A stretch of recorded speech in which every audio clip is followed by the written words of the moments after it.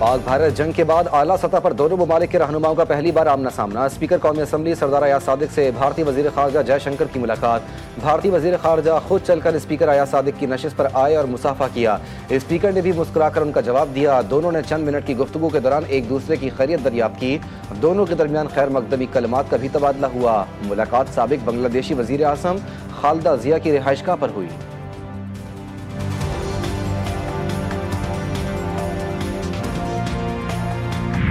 साबिक बांग्लादेशी वजीर आज़म खालिदा जिया की नमाज जनाजा अदा। चीफ एडवाइज़र मोहम्मद यूनुस और सदर मोहम्मद शहाबुद्दीन की शिरकत। स्पीकर कौमी असम्बली अयाज सादिक भी नमाज जनाजा में शरीक हुए। सरदार अयाज सादिक की खालिदा जिया के बेटे तारिक रहमान और बेटी से मुलाकात। उनकी वालदा के इंतकाल पर गहरे दुख और ताज़ियत का इजहार किया। कहा कि दुख और रंज की इस घड़ी में हुकूमत पाकिस्तान और अवाम आपके साथ खड़े हैं। स्पीकर कौमी असम्बली की बांग्लादेश के national security adviser Khalilur Rahman से भी मुलाकात। सदर जरदारी और वज़ीर आज़म शहबाज शरीफ की जानिब से इजहार हमदर्दी और ताज़ियत का पैगाम पहुँचाया।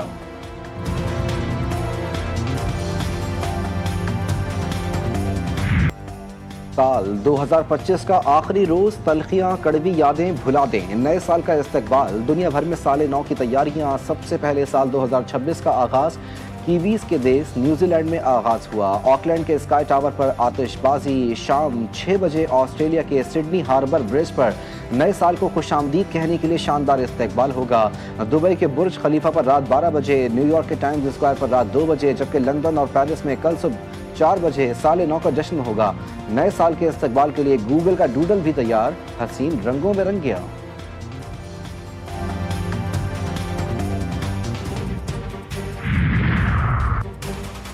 नायब वजीर आज़म इसहाक डार से सऊदी अरब के शहर तबूक के गवर्नर शहजादा फहद बिन सुल्तान का टेलीफोनिक रब्ता। नए साल की मुबारकबाद दी और नेक ख्वाहिशात का इजहार किया। शहजादा फहद के ने नायब वजीर आज़म को तबूक के दौरे की दावत भी दी। दोनों रहनुमाओं के दरमियान पाक सऊदी ताल्लुकात मजबूत बनाने पर इत्तेफाक।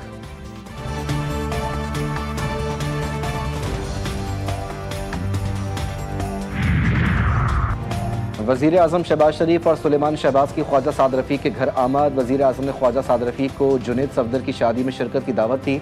जुनैद सफदर की शादी की तैयारियां भी जारी। सरबरा नून लीग नवाज शरीफ और मरियम नवाज ने दुबई के शॉपिंग मॉल में खरीदारी की। तस्वीर मंजर आम पर आ गईं।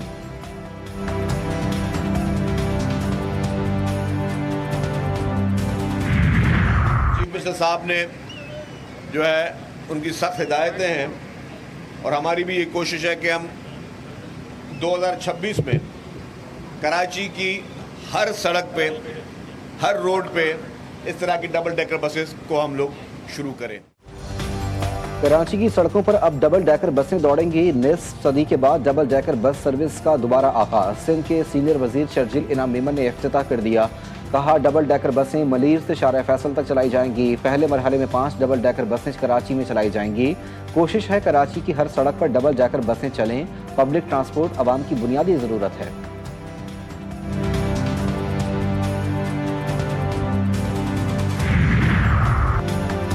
डॉक्टर वर्दा कत्ल केस की JIT रिपोर्ट सूबाई हुकूमत को पेश। JIT ने कसूरवार पुलिस अफसरान का तयन कर दिया। रिपोर्ट के मुताबिक डॉक्टर वर्दा कत्ल केस की मरकजी मुलजिम रिदा है। मुलजिम शमरेज उजरती कातिल था। मुलजिम रिदा और उसके खावंद वहीद बला के शमरेज के साथ राब्ते अपने मुलाजमीन के मोबाइल नंबरों से होते रहे। रुकन JIT इसहाक जकरिया एडवोकेट के मुताबिक पुलिस के जिस अफसर का जितना कसूर था उसके मुताबिक सजा भी तजवीज़ की गई है।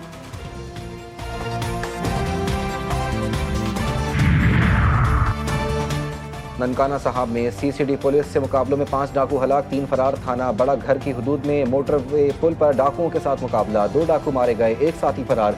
दूसरे मुकाबले में नाजिर पक्का रोड पर CCD का डाकुओं से आमना सामना। फायरिंग के तबादले में 3 डाकू अपने ही साथियों की फायरिंग से हलाक, 2 फरार हुए।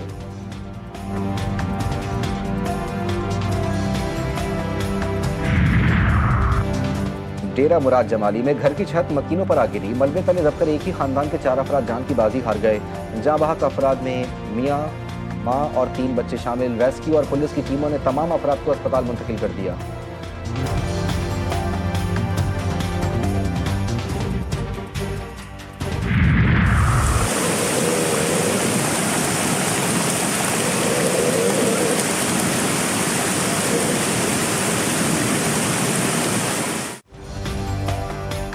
कराची समेत सिंध के मुख्तलिफ शहरों में मौसम सरमा की पहली बरसात। रात गए बरसने वाली बूंदों ने शहर कायद को भिगो दिया। सुबह सवेरे भी बाज़ इलाकों में बूंदाबांदी। आज दोपहर तक वक्फे वक्फे से रिमझिम का इम्कान।